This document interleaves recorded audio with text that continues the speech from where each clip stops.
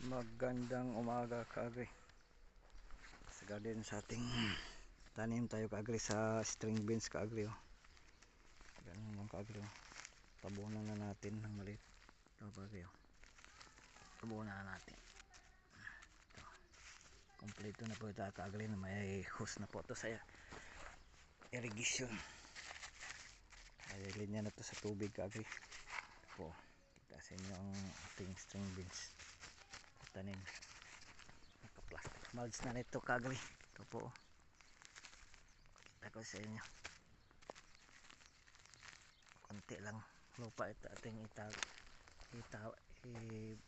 ilagay sa itaas sa ibabaw ng binhi po. Ganyan lang kaagri magtanim